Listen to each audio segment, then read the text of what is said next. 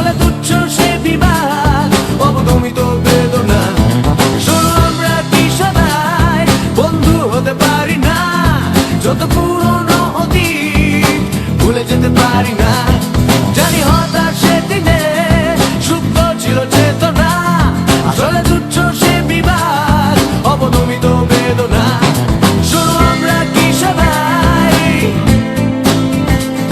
শোনো আমরা কি সবাই,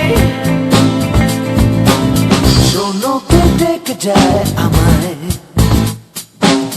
কে আমায় স্বাগত জানায়।